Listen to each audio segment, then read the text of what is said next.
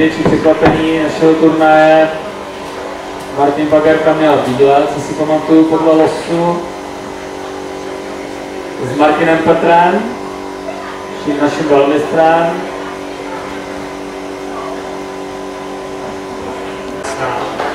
Myslel, že se nejdřív stál líp, pak zase hůř a pak zase líp. Můj soupeř zahrál F4. No já jsem se soustředil. Ja som na futbalovom turnaji vyhral jeden časopis ČSBS a práve som ti chcel odpočiť, že počul som, že hraje dobre, máš to zanalizované s počítačom, tak takúto variantu. No tak já už jsem to jednou hrál před nimi, takže dál to asi probíhalo normálně. Mně se to ale teda za černý líbí, takže jsem byl docela spokojený. Kuňáč je asi normální, to je normální. Bílý vlastně se vyhnul tahu D4, aby ten pěšák tam nebyl slabý, a to F4 jakoby získává prostor na královském křídle, ale zase můžu zahrát jezdec H6, který kontroluje dobře ty bílý pole. Takže mně se tahle pozice líbí, ale asi je to otázka vkusu. D3. Ja som práve nepochopil, tomu dávam D4. To chceš veľkú rošádu? No, velkou rošádu a taky chci kontrolovat D4, tak já jsem nevěděl, jestli náhodou to D4 nikdy nepůjdeš. A taky střelec E3 teďka nejde, protože visí na P2. A jako možná, pokud jsem to chtěl hrát aktivně, tak možná jsem měl zahrát F6 rovnou. No a F6 hlavne To je ještě teorie, ježíš. No tak to jsem fakt nevěděl. Tak asi jsem to teda hodnotil špatně, protože já jsem si říkal, že tady musím stát dobře, ale jestli je to teorie, tak asi... To je starý variant, 200 rokov. Já když zahraju D4, tak to není moc dobrý, jo, to je k ničemu. C4 je taky k ničemu, takže ten černý musí prosazovat F6 a asi jsem to měl udělat hned. Protože já jsem si až tady uvědomil, tak kuně 3 nevím, no. Ale tak asi jo, protože já jsem si teď uvědomil, že ještě vezmu střelcem, tak asi přijde G4. No, G4 by som práve nešel. Ne. Tam stavím, ne? Koň F7. No, G5.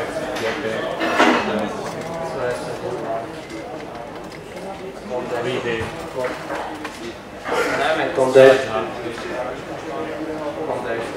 No tak v tom případě já jsem se bál toho G4, ale je pravda, že jsem si říkal, že to asi jako není tak nebezpečný, ale a to se zbere F6, teda když bych to vzal, a já chci zahrát velkou rošádu a E5 nebo kůň F7 a G5. Je pravda, že po kůň F7 vždycky přijde kůň G4. Mě prostě strašně provokoval ten bílýho, že všechny figurky jsou na první řadě, takže já to jsem se nechal umíst. A co byste teda hrál s rozbere? G3. Střelec G2, jo? Nebo střelec H3? Asi střelec H3, potom možná jako G4. A když potom po G3 uděláme D4? Pol C4. Dáma C7. Nevím, co by dva vlastně. Na koně.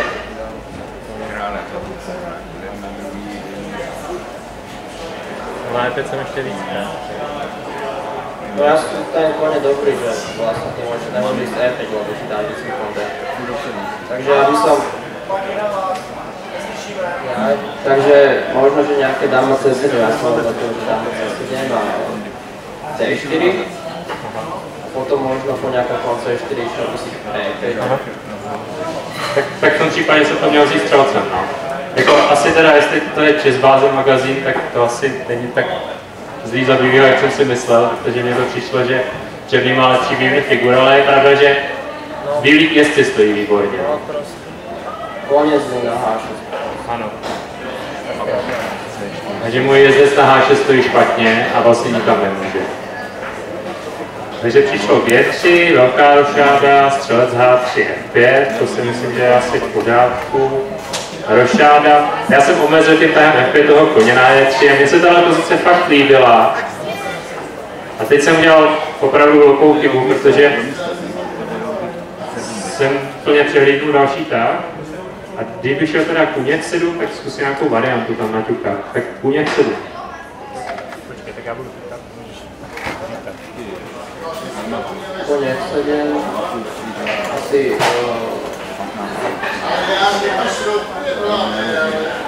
A co po E1? Ještě jedna, to je asi normální. Střelec F6. Já se snažím kontrolovat to pole E5.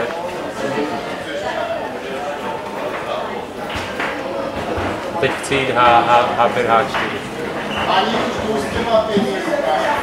Já myslím, že Bílý by měl nějak získat protihru tady, jo? Třeba když B1. Asi jako B1, no. B4. To nejde, to bys... Ne. A zkus A3, co hráš po A3? Místo běž B1. Já ne, já jsem měl pocit, že tady černý tak musí být rychlejší. H5. Ale to B1, no. To vlastně pravda nepovedl. Teď ti dám krále 2.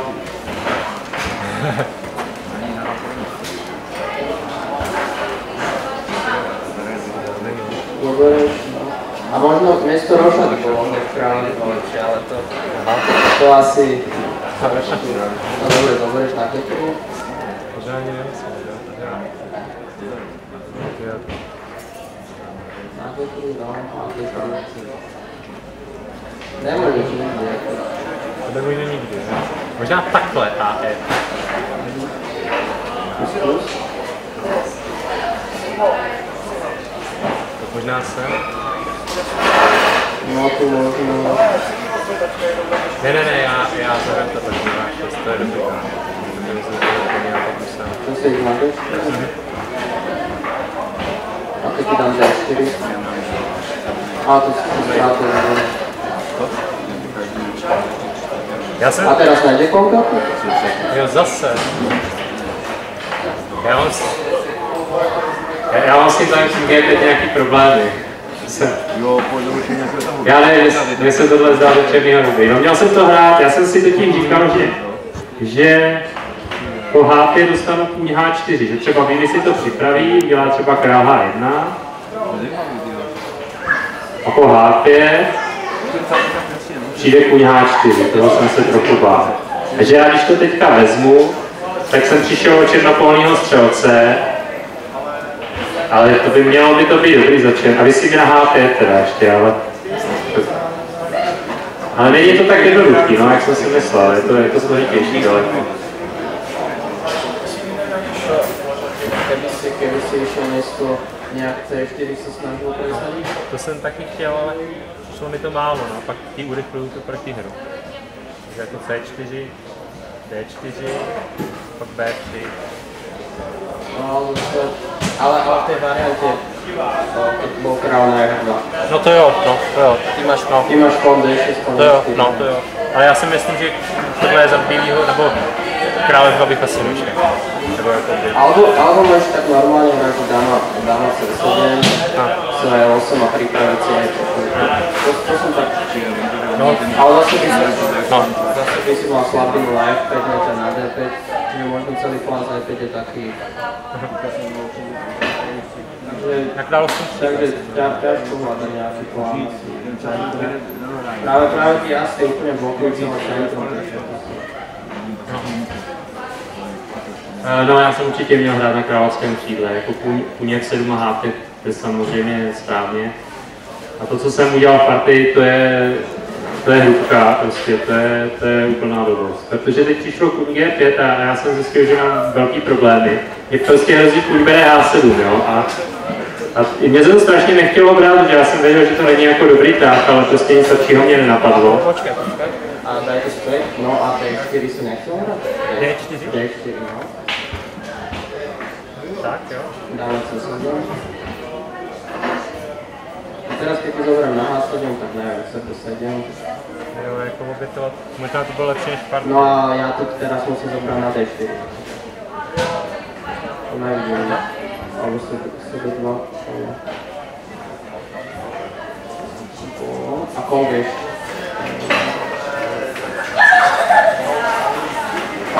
Možná F5 nějaký. A A B5? No, B5, no. A6 jdeš C, jdeš C4? Musí být B4, musí použít. Já to vysí ještě tady, no tak možná víš C. No nevím, no, asi. No ale určitě to bylo lepší než partii, no. Mně se nechtělo obětovat těžce a přiznat chybu, ale to, co jsem zahrál v partii, to je fakt špatný. Já jsem to sebral, kůň F7 a říkal jsem si, že ještě dobrý a teď přišlo kůň G4.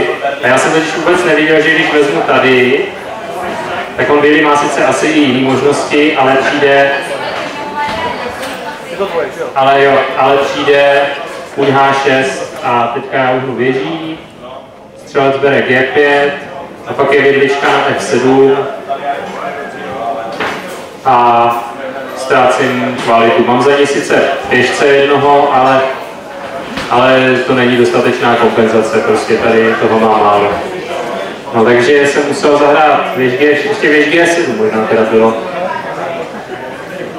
Věž G7, ale je to už celý takový divný. Tak jsem zahrál věž G6 a věž G7, počkej jaká to.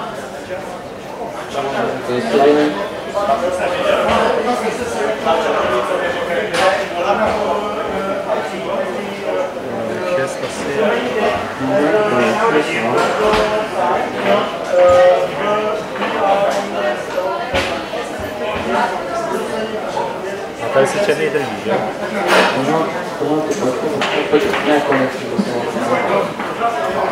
Ten H6, já teď musím vzít tady. No, možná nějaké věda.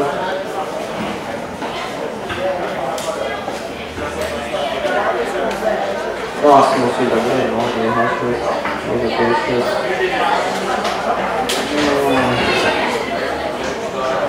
No, C4 asi nie, C4. Asi na D4. Ale možná na to... No, asi...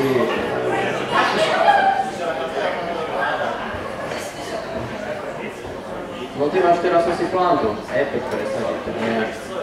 Len bude to ťažké prostě. No zase, no. Tohle bylo zase lepší než partii. Já jsem fakt udělal takovou začátečnickou chybu, že jsem se dostal na šikmou plochu a začal jsem dělat chybu za chybou. A to prostě by se nemělo stávat. Když G6 je další chyba, kdy přišlo H4. Já jsem teda tohle chtěl, teď jsem chtěl napadnout na G3, ale dáma 1 je výborný tak. No a teďka si myslím, že to černý musí mít nějak program. Jako já jsem možná ještě teda přemýšlel, že SP4. Teď úplně natvrdo kůňkrát E5. Já mám problém, čím to vlastně vezmu vůbec. Asi tímhle koněm, ale je to takový zoufalý dost. A možná tím druhým, já nevím, ale D4. Ještě H-krát G5, tady zkoušet něco asi. No, C5 tam je taky, no. To jsem taky počítal, tady místo toho C5, ale já se ještě jakoby hojím na G5, no, tak a pak vezmu na P4 a no, ještě to tam nějak zkusím opětovat, no. Jako je to takový podezřelý, no. Tak a teď jsem si říkal, že teďka, když třeba ještě bílý vezme na E5, tak já to zablokuju tahem střelec E6 a ještě jsem neprohrál. Což už byl můj cíl v této pozici. Tak možná skutečně to střelec krát E5, ale tady už nějak, snad to nějak přežiju, no. Nějak snad obětuju, třeba takhle vezmu. Tak. Počkej, tady jsem vyhrál já to asi ne. No, takže ještě, co se mi tady podařilo přijít. HG tady, jo. HG. Ale tak můžu jít ještě G5 ne, to není dobrý tak. Střelec C6 možná. Jako na útok.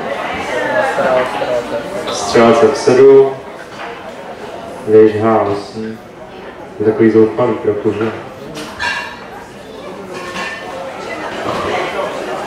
To dobře, že přijde dáma krát E5. No. A můžu to nějak tady pokrýt? Střelec E6?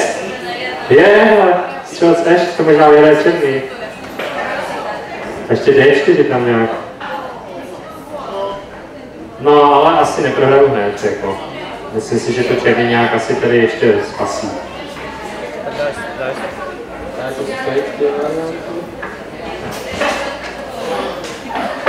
A to, jak bys teda hrál s tou kvalitou? No HP? Jo, no já jsem myslel, že střelec bere G5 nesprávně. To dobré, no. A co to dostane? 6? No jasně. No to jsem pak nevěděl, jak to stojí teraz. H8 možná. H8. Taky nevím, jestli to vůbec chci mít, ale asi. Já když tak toho počká můžu takhle odříznout. Nevím, podle mě má kompenzaci nějaký. No dostat, no to bez slabé všechno. No tak, to není dobré, to jsem nechtěl. Tam by měl černý opravdu asi kompenzaci, když teda přišlo mě to takový, že mám spíš štěstí v pozici, než že bych to vymyslel. Přišlo půlkrát H6, já jsem to viděl předtím a pak jsem na to úplně zapomněl, jo? Takže jsem měl zase štěstí, že jsem neprohrál, ne? Teď přišlo se F4, možná, že tady D4 a bílý by měl mít výhodu poměrně značnou. Protože ty černé pole prostě jsou slabý a já sice možná nějak, já nevím, třeba vezmu na D4 dámu, třeba zkusím ještě, ale... Dobré. Dává B6. No, dám B6.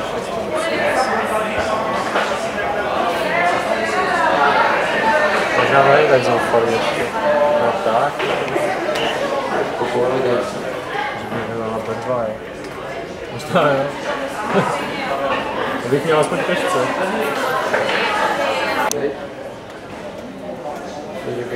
Já jsem původně teda přemýšlel, že vezmu tady, ale to není dobrý. Ano, to ne.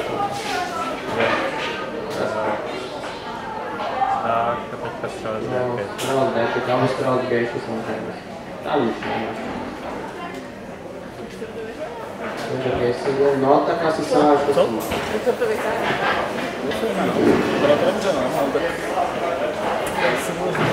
No. Tohle je kritický moment partie, protože v těchto zápletkách si musí dávat pozor i bílý, protože má slabého krále. A tak střelec H6 je asi podle nás nejlepší. I když ta pozice není tak jasná, jak jsem si myslel, já jsem si říkal, že stojím fakt špatně, ale asi to není tak úplně jasné. Já teďka asi teda půjdu ve G4.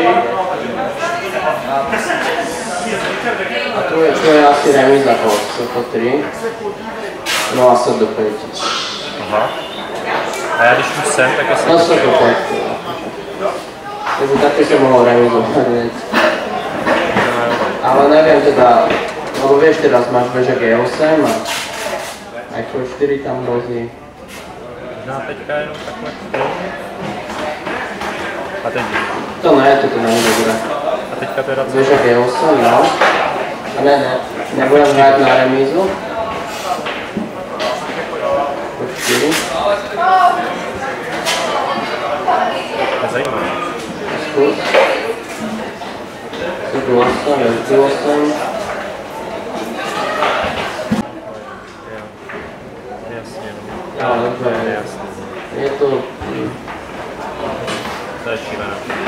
Střelec se zahraje zase na druhou stranu ten pěšák. Já to když tak jenom to Ta pozice je asi nejasná. Může to dopadnout úplně jakkoliv. Bílý má volnýho H5, kterého já nemám čím zastavit, ale zase mám útok na bílýho krále. A těžko říct, co to je, aspoň nějakou kompenzaci mám a je to lepší, než jsem si myslel, že stojí. No. Asi jo, zase na druhou stranu, pokud bere G3 král F2, bílýmu asi nic nehrozí, že není vidět nic konkrétního, možná nějaký kůně 7 bych asi musel lípat se F5, což asi zrovna teda skoro chytá dám. Ale je to složitá pozice a asi to takhle šlo hrát, protože tak, no to ještě vede. protože tady už je kritická pozice, že jo? Protože tady vlastně se asi teda stala chyba, protože po střelec H6 by to bylo nejasný, teda podle mě. Já zase říkal, že stojím hůř, ale možná to není pravda. A po střele bere C6 jsem si zase říkal, že to už asi má černý vyhraný. No, strana C6, já jsem se unáhlil vlastně, no. Mne to prejde asi do horšej pozície. 7, král do 7. Tady je teda finta, že to černý bere králem, aby si schoval možnost věž DG8 a taky, aby zůstal dámu a kdo na E4, protože teďka je po král bere D7, nejde věž bere F4 kvůli dáma bere F4 a je vazba a třeba po věž F3 já zahraju věž DG8 a ten král na D7 je jako v badonce. Přijde věž bere G3 a asi se to dá nějak bránit, možná zabíjím v praktické partii. Keď tam H6. Král potom. A vlastně tam je. Tak musím dobré, no. Věža G3. A král F2. A dáma H1.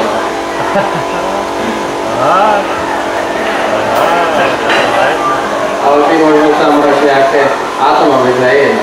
To dáma F6. Dáma H1 to jsem teda Jako je to klidně možný, ale problém je v tom, že ta pozice se daleko hůř hraje bílýmu, protože se musí bránit ještě pomalu začínající časový tísni a to z praktického pohledu bývá vždycky problém.